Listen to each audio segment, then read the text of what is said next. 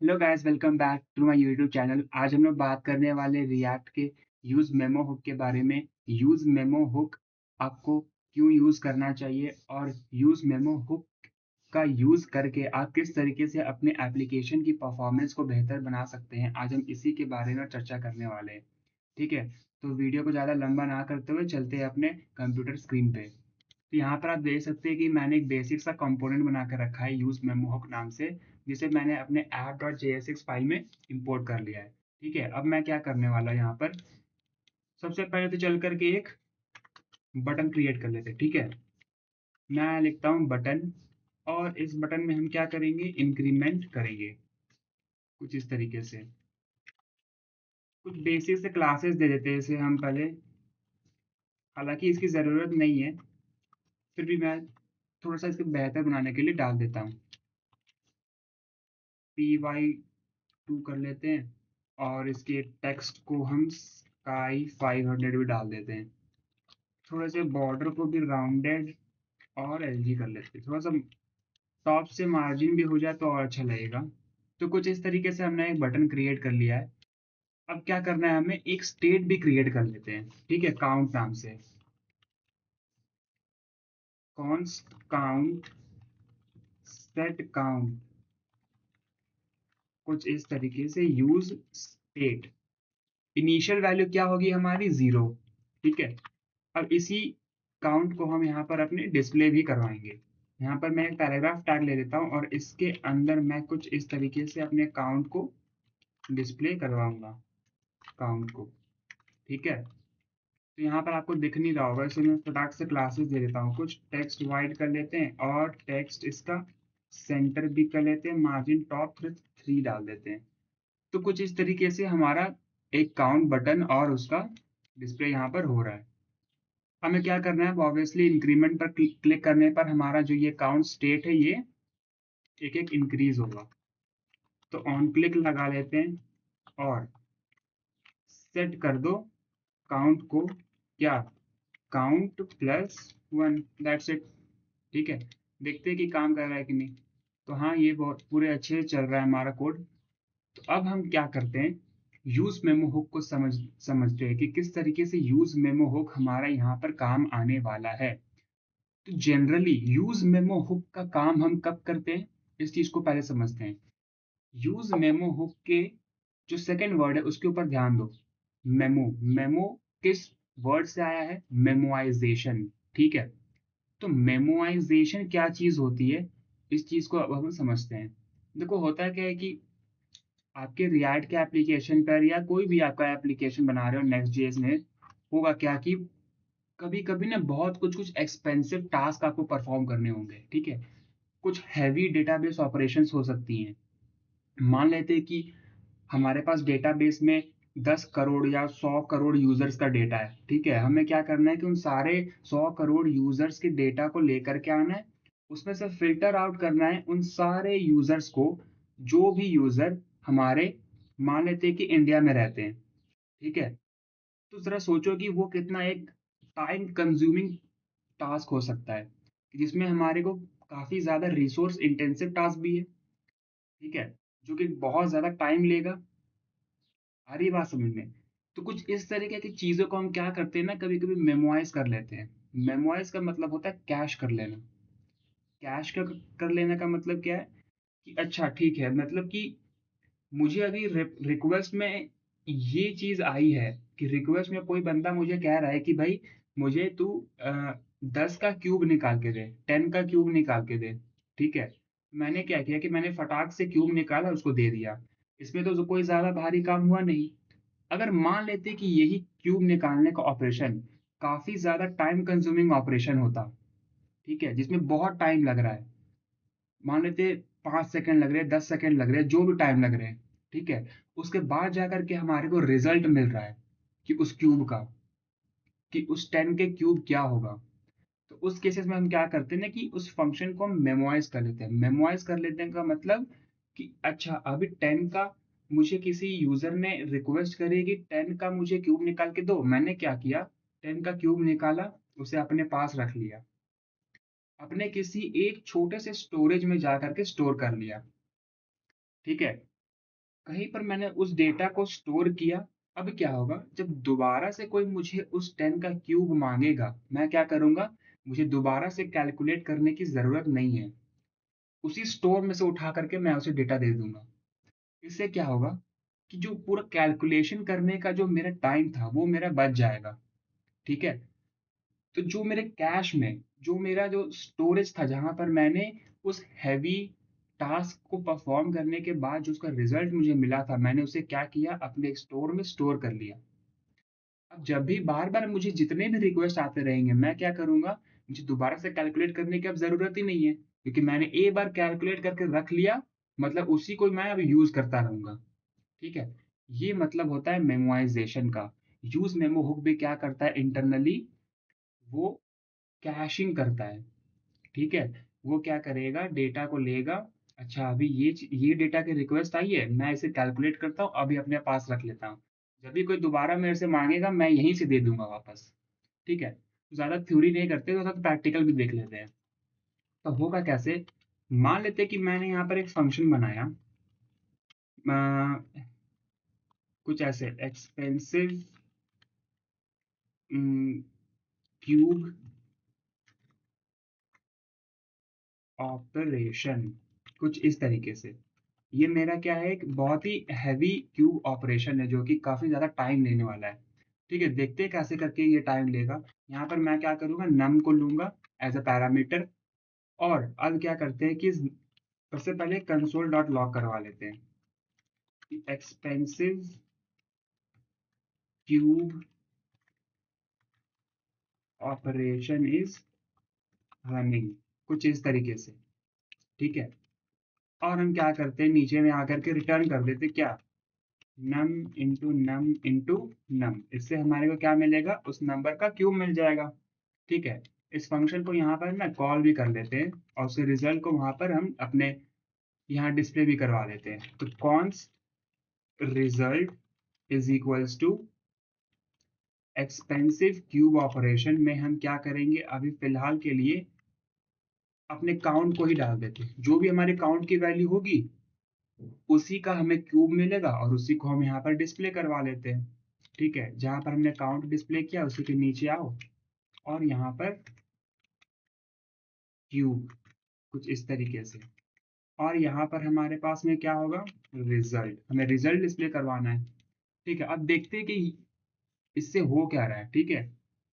यहाँ पर इंक्रीमेंट करता हूँ, तो आप देख सकते हैं कि मेरे इंक्रीमेंट होने पर मेरा क्यूब भी कैलकुलेट हो रहा है, काउंट भी एक एक इंक्रीज हो रहा है। तो ये तो काफी इजी था, इसमें टाइम कहाँ लगा। मैं तो तब से यही कह रहा हूँ ना कि टाइम कंज्यूमिंग होगा ऑपरेशन, तब जाकर के हम यूज मेमो हुक को यूज करेंगे। इस पूरे ऑपरेशन में तो टाइम लगा ही नहीं। ठीक है। अब देखते हैं कि टाइम किस तरीके से लगने वाला है। मैं यहाँ पर आकर के क्या करता हूँ, इस ताकि मेरा ये ऑपरेशन टाइम कंज्यूमिंग हो, काफी ज्यादा समय ले, तो मैं क्या करूंगा, एक लूप लगा लेता हूँ, for let I is equal to 0, I less than मान लेते हैं कुछ 100 करोड़ तक। ठीक है। इसके बाद लिख दो आई प्लस प्लस, और इसके अंदर हमें क्या करना है, कुछ नहीं करना। यही है बस। टाइम बढ़ाना था ना हमें, हमने क्या किया, इस फंक्शन के अंदर इस स्टेटमेंट को प्रिंट किया, और कुछ मतलब कि ये लूप चलेगा इतनी बार, उसके बाद जाकर के हमारे को अपना क्यूब मिलेगा। इसे एक बार रन करके देखें, अब क्या होता है। और फिर रन करते हैं। यहाँ पर किया मैंने, इंक्रीमेंट पर क्लिक, आप देख रहे हो मेरा ये ना तो काउंट बढ़ा ना तो क्यूब बढ़ा, और कितनी देर बाद जाकर के मेरा ये बढ़ा। देखा आपने, एक बार और देख लो। मैं क्या करूंगा, इंक्रीमेंट पर क्लिक करूंगा, उसके बाद आप खाली टाइम देखना कि कितनी देरी बाद जाकर के मेरे को उस नंबर का क्यूब मिलता है। इंक्रीमेंट पर क्लिक किया, अभी मैं वेट कर रहा हूँ, मैं वेट कर रहा हूँ, अभी भी मैं वेट कर रहा हूँ। उसके बाद जाकर के मुझे रिजल्ट मिला। फिर से मैंने इंक्रीमेंट किया, फिर से मैं वेट करने लग गया यहाँ पर। ठीक है। वेट कर रहा हूँ, उसके बाद जाकर के मेरे को इतनी देर के बाद, यानी कि इतने डिले के बाद जाकर के मुझे मेरा रिजल्ट मिल रहा है। तो आप देख सकते हैं कि मैंने क्या किया, कि किस तरीके से एक एक्सपेंसिव क्यूब ऑपरेशन बनाया। एक्सपेंसिव कहने का मतलब है जो काफी ज्यादा टाइम कंज्यूमिंग हो इस कंटेक्स्ट में। ठीक है। तो यहाँ पर हमें काफी ज्यादा समय लग गया ना। अब हम क्या करते हैं कि अच्छा, इससे पहले एक और चीज समझो कि मैंने क्या किया है ना कि काउंट स्टेट जब जब भी बदलेगा उतनी बार मेरा क्या होता है, कंपोनेंट रेंडर होता है, री रेंडर होता है। ये चीज आपको मैंने यूज स्टेट वाले हुक में बताई थी कि जितनी बार आपका स्टेट बदलता है उतनी बार आपका कंपोनेंट री रेंडर करता है। ठीक है, काउंट मैं बार बार बदल रहा हूँ यहाँ से, तो हो क्या रहा है कि बार बार आपका कंपोनेंट री रेंडर हो रहा है, जिसके वजह से ये फंक्शन बार बार एग्जीक्यूट हो रहा है, बार बार एग्जीक्यूट हो रहा है, बार बार एग्जीक्यूट हो रहा है। मैंने यहाँ पर 3 बार काउंट को बदला, यानी कि यहाँ पर 3 बार कंपोनेंट री रेंडर हुआ, जिसके वजह से ये पूरा का पूरा फंक्शन मेरा 3 बार कैलकुलेट हुआ। ठीक है, 3 बार चला, यानी कि 3 बार मेरा ये लूप जो है वो रन हुआ होगा, उसके बाद जाकर के मुझे मेरा रिजल्ट मिला। एक बार और क्लिक करूंगा तो मैं मुझे फिर वेट करना पड़ रहा है। क्यों क्यों वेट करना पड़ रहा है? क्योंकि मैंने इंक्रीमेंट की हेल्प से, इस इंक्रीमेंट बटन की हेल्प से एक स्टेट को ट्रिगर किया, एक स्टेट की वैल्यू को मैंने चेंज कर दिया, सेट काउंट कर दिया 1 1। तो जैसे ही मेरा स्टेट चेंज हुआ, क्या हुआ, मेरा पूरा का पूरा कंपोनेंट जो था वो दोबारा से रेंडर हुआ। दोबारा से रेंडर होने के वजह से मेरा ये पूरा का पूरा फंक्शन दोबारा से चला, जिसके वजह से यहाँ पर आकर के मेरा कोड जो था वो थोड़ी देरी के लिए वेट करने लग गया। जब तक ये होगा नहीं उसके तब तक ये यहाँ पर ही वेट करता रहेगा।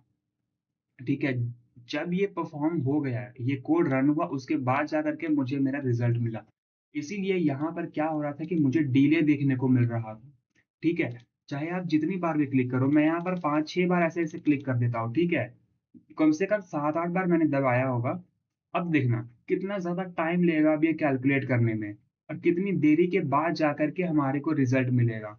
इस चीज को ऑब्जर्व करते रहना आप। ठीक है, तो आई होप कि आपको ये चीज समझ में आ गई होगी कि स्टेट के अपडेट होने पर किस तरीके से मेरा ये कंपोनेंट री रेंडर हो रहा है, और जिसके वजह से मुझे ये एक्सपेंसिव क्यूब ऑपरेशन जो है, ये फंक्शन मेरा वो कितना ज्यादा टाइम ले ले रहा है। देखो, अभी तक मुझे रिजल्ट नहीं मिला। ठीक है, आई होप कि आपको ये प्रॉब्लम समझ में आ रही होगी। प्रॉब्लम आप समझ गए। अब देखते हैं कि किस तरीके से यूज मेमो हुक का हमने यूज करना है। हम क्या करते हैं ना कि यहाँ पर रिजल्ट की जगह हम क्या करेंगे, मेमोइज्ड रिजल्ट कुछ इस तरीके से ले लेते हैं। यूज मेमो हुक को हम कैसे यूज करते हैं, नॉर्मल जैसे बाकी सारे हुक्स हमने पढ़े थे ना, वैसे ही जैसे कि यूज इफेक्ट हुक पढ़ा था हमने। यूज इफेक्ट के अंदर एक फंक्शन होता है और एक डिपेंडेंसी एरे होती है। कुछ उसी तरीके से हम क्या करते हैं यहाँ पर, यूज मेमो हुक को आपको लेना है। उसके अंदर हमें क्या लेना है, एक फंक्शन के अंदर हम इस एक्सपेंसिव क्यूब ऑपरेशन को यहाँ से कट कर लेते हैं और यहाँ जाकर के पेस्ट कर लो। ठीक है, और साथ ही साथ आपको एक डिपेंडेंसी एरे भी देनी है यूज इफेक्ट की तरह। इसके अंदर हम अपने काउंट वेरिएबल को पास कर देते हैं। ठीक है, इसका क्या मतलब है मैं आपको बताता हूँ। अब इसे यहाँ पर रिफ्रेश कर देते हैं फटाक से। आई डोंट नो ये हो क्यों नहीं रहा। आई थिंक मैंने यूज मेमो हुक को यहाँ पर इंपोर्ट नहीं किया है। ठीक है, अब इसे एक बार और रन करके देखते हैं। तो आप देख सकते हो एक बार यहाँ पर हो क्या रहा है। जैसे ही मैंने रिफ्रेश किया अपने पेज को, ये अभी भी लोड हो रहा है, लोड हो रहा है। क्यों? इसी के कारण। ठीक है, ये कितना ज्यादा टाइम ले रहा है, ये चीज आई होप कि आप देख पा रहे होगे। अभी तक मेरा कंपोनेंट जो है वो लोड नहीं हुआ। यहाँ पर देखते हैं क्या इशू आ रहा है, रिजल्ट इज नॉट डिफाइंड। अच्छा, यहाँ पर रिजल्ट नहीं होगा हमारा, यहाँ पर मेमोइज्ड रिजल्ट होगा कुछ इस तरीके से। ठीक है, एक बार फिर से इसे रन करते हैं। आप देख सकते हो लोड हुआ हमारा और यहाँ पर आ गया। और आपने देखा कि जैसे ही मेरा ये कंपोनेंट रेंडर हुआ, यहाँ पर मुझे प्रिंट भी हो गया expensive cube operation is running, जो कि ये वाला था। आई होप कि अब तक की कहानी आपको समझ में आई होगी कि क्या प्रॉब्लम है। ठीक है, कितनी बार मेरा स्टेट चेंज हो रहा है उतनी बार ये मेरा फंक्शन रन हो रहा है, बार बार मेरा टाइम ले रहा है, टाइम ले रहा है, टाइम ले रहा है। मेरे को आंसर मिल ही नहीं रहा, वो भी इतना छोटा सा एक एक्शन हमें परफॉर्म करना है, छोटा सा ऑपरेशन क्या करना, क्यों भी तो करना है। हम वेट ही किए जा रहे हैं। ठीक है, तो अब देखो जरा अब क्या होगा। अब मैंने क्या किया है कि यूज मेमो हुक लिया, उसके अंदर एक फंक्शन पास किया, उसके अंदर हमने क्या किया, अपने इसी फंक्शन को एज अ यहाँ पर ऐसे पास कर दिया। उसके अंदर काउंट है और डिपेंडेंसी में हमने क्या दिया, काउंट। डिपेंडेंसी मतलब जब जब भी मेरा काउंट बदलेगा, ध्यान से सुनना, जब जब भी मेरा काउंट स्टेट बदलेगा उतनी बार ये फंक्शन रन करेगा। ठीक है, जितनी बार मेरा ये काउंट फंक्शन काउंट स्टेट बदलेगा उतनी बार मेरा ये वाला जो फंक्शन है वो रन करेगा। ठीक है, देखते हैं कि किस, अब क्या हुआ ऐसे, देखो जरा, इंक्रीमेंट पर क्लिक किया, मुझे तो फिर से वेट करना पड़ रहा है। ठीक है, मैं तो यहाँ पे फिर से वेट कर गया, उसके बाद जाकर के मुझे रिजल्ट मिला। फिर से इंक्रीमेंट करो, फिर से मैं वेट कर रहा हूँ यहाँ पे, वेट करने के कितनी देर बाद जाकर के मुझे रिजल्ट मिला। तो यानी कि मैंने तो पहले भी यही चीज कहा था ना, कि जब जब भी मेरा काउंट बदल रहा है उतनी बार ये फंक्शन रन हो रहा है। वही चीज को तो मैंने यहाँ पर भी लिखा है कि जब जब भी मेरा काउंट चेंज हो रहा है उतनी बार ये फंक्शन मेरा रन हो रहा है। तो अंतर क्या हुआ इसमें? ठीक है, देखते हैं। अब क्या करता हूँ ना मैं, अभी आपको एक चीज समझाता हूँ कि मैं क्या कहूंगा, यहाँ पर एक और स्टेट ले लेते हैं कुछ इस तरीके से, वैल और सेट। यहाँ पर क्या करते हैं, सेट वैल यूज स्टेट, इसे भी हम इनिशियलाइज कर लेते हैं किससे, 0 से। ठीक है, यहाँ पर कॉन्स्ट होगा एंड यहाँ पर ये नहीं, कुछ इस तरीके से हमने क्या किया, एक और अपना स्टेट बना लिया। ठीक है, हाँ। अब क्या करते हैं, हम बटन के नीचे ही एक एक इनपुट टैग ले लेते हैं। इनपुट टैग टाइप इसका होगा नंबर, और बाकी क्या होगा, ऑन चेंज, ये सब तो हमें करना ही है। और बेसिक से क्लास नेम डाल देते हैं इसके अंदर, यही डाल देते हैं जो हमें अभी हमारे एआई जो है वो सजेस्ट कर रहा है। ठीक है, ये आया क्यों नहीं, एक बार रिफ्रेश कर देते हैं इसे। हाँ, अब ठीक है। एक प्लेस होल्डर भी डाल देते हैं इसके अंदर, place holder enter a number, कुछ इस तरीके से। और इसके अंदर हमें क्या डालना है, अपना on change handler. On change ये क्या करेगा, ई की हेल्प से उस स्टेट के अंदर वैल्यू को सेट कर देगा, टारगेट डॉट वैल्यू। ठीक है, आई होप कि आपको ये समझ में आया कि मैंने क्या किया है, एक स्टेट बना ली वैल नाम की, और एक इनपुट के चेंज होने पर मैं क्या कर रहा हूँ, उसके अंदर वैल्यू को इंसर्ट कर दे रहा हूँ। ठीक है, यहाँ पर मैं कुछ भी डालूंगा नंबर, तो वो उस वैल स्टेट में चली जाएगी। अब मैं क्या करता हूँ कि मुझे क्या चाहिए, मुझे चाहिए कि ये जो काउंट है मेरा ये स्मूथली रन करता रहे। ठीक है, मैं इंक्रीमेंट करूँ तो ये काउंट मेरा बदलता रहे। ठीक है, तो मैं क्या करूंगा कि यूज मेमो हुक के अंदर मैं क्या बोलता हूँ कि इस फंक्शन को तभी रन करना जब मेरे इस वैल की वैल्यू चेंज हो। ठीक है, जब भी ये वैल्यू यहाँ की इनपुट वैल्यू चेंज होगी तभी मैं इसे रन करूंगा। और इसके अंदर भी मैं इस वैल्यू को ही डाल देता हूँ कि जो भी वैल्यू मैं यहाँ से लूंगा लूंगा उसी को मैं यहाँ पर प्रिंट करवाऊंगा। ठीक है, एक बार इसे दोबारा से रन करते हैं और देखते हैं कि अब हमने यहाँ पर किया क्या है, उससे हुआ क्या। अब एक चीज देखते हैं, मैं यहाँ पर इंक्रीमेंट पर क्लिक करता हूँ, देखा आपने, इंक्रीमेंट में अब मैं जितनी बार भी क्लिक करूँ, जितनी बार भी मैं क्लिक करूँ उतनी बार क्या होगा, मेरा जो काउंट है वो स्मूथली रन करता रहेगा। क्यों? क्योंकि ये फंक्शन जो है मेरा इस स्टेट के बदलने पर रेंडर हो ही नहीं रहा। थोड़ी देर पहले आप जा करके देखो कि मैंने क्या कहा था कि काउंट जितनी बार स्टेट बदलेगा उतनी बार मेरा ये कंपोनेंट री रेंडर होगा और उतनी बार ये फंक्शन मेरा चलेगा, जिसकी वजह से कोड मेरा मतलब कि मेरा एग्जीक्यूशन यहाँ पर थोड़ी देर के लिए रुक जाएगा, उसके बाद जा करके मुझे रिजल्ट मिलेगा। अब क्या मैं कह रहा हूँ कि जो ये एक्सपेंसिव क्यूब ऑपरेशन है मेरा, उसे तभी रन करना जब मेरे इनपुट वैल्यू चेंज हो। यानी कि ये पूरा का पूरा फंक्शन मेरा किसके ऊपर डिपेंड करता है, इसके इनपुट वैल्यू पर। यहाँ पर मैं 2 लिखूं, अब देखो अब क्या हुआ, अब जाकर के मेरा वेट होगा, यहाँ पर, ठीक है। उसके थोड़ी देर बाद जा करके मुझे मेरा रिजल्ट मिला। डिले अभी भी है, ठीक है, लेकिन इंक्रीमेंट को देखो जरा।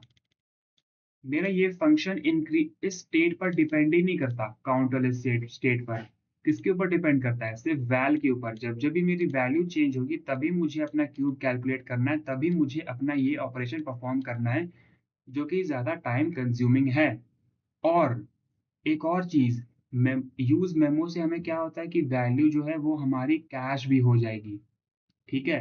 अगली बार जब भी आपको टू की वैल्यू रिक्वेस्ट में आएगी तो क्या होगा, उसी, अगर तो यूज मेमो ने उसको कैश करके रखा है तो वहीं से आपको वैल्यू दे देगा। नहीं कर रहा है तो क्या होगा, जितनी बार आप यहाँ पर एक नई वैल्यू पास करोगे, 3 डालोगे, मान लेते 3 डाला मैंने अभी अभी, ठीक है, तो ये फिर यहाँ पर वेट कर रहा है, क्योंकि क्योंकि 3 की जो क्यूब था वो इसके पास कैश थी ही नहीं, ठीक है। जब उसके कैश स्टोर में थी नहीं, तो उसने क्या किया, दोबारा से इस फंक्शन को रन किया होगा। दोबारा से रन किया तो फिर क्या हो गया, फिर से थोड़ा टाइम लगा कैलकुलेट होने में। और इसी के वजह से यूज मेमो हुक हम यहाँ पर यूज करते हैं। यानी कि ये ऑपरेशन मेरा इस स्टेट पर तो डिपेंड ही नहीं कर रहा, इसलिए मेरा ये यहाँ पर आकर के अटक भी नहीं रहा, यहाँ पर डिले भी नहीं हो रहा है मेरा कोड, ठीक है। किसके ऊपर डिपेंड करता है? सिर्फ इस इनपुट के वैल्यू के ऊपर। और अगर तो यूज मेमो के पास पहले से कैश वैल्यू पड़ी है तो वो वहीं से यूज करेगा। अगर कैश वैल्यू नहीं है, जितनी बार मेरी वैल्यू चेंज होगी उतनी बार मेरा ये एक्सपेंसिव क्यूब ऑपरेशन रन होगा, और उतनी बार मुझे एक बार नई वैल्यू मिलती रहेगी, ठीक है। तो ये था आपका use memo hook. I hope कि आपको समझ में आया होगा कि यूज मेमो हुक को आपको कब कब यूज करना है, कैसे यूज करना है, और किस स्टेट के बदलने पर कब मेरा वो फंक्शन रीरन होता है, उस चीज का आपको ध्यान रखना है, ठीक है। और क्या चीज इसमें हो सकती है कि एक और चीज है कि यूज मेमो हुक ऐसा नहीं कि यहाँ पर आपने 10 वैल्यू एक एक करके डाली तो 10 की 10 वैल्यू को वो कैश करके रखेगा, नहीं। जो लास्ट वैल्यू उस आपने डाली होगी, उसको मिली होगी यूज मेमो हुक को, वो उसी को कैश करके रखेगा अपने पास, ठीक है। तो इस तरीके से आपका यूज मेमो हुक जो है वो काम करता है। आई होप कि आपको यूज मेमो हुक अच्छे से समझ में आया होगा। एक बार आप इसे घर पे ट्राई करके देखना और समझना और एक्सपेरिमेंट करके देखना, ठीक है।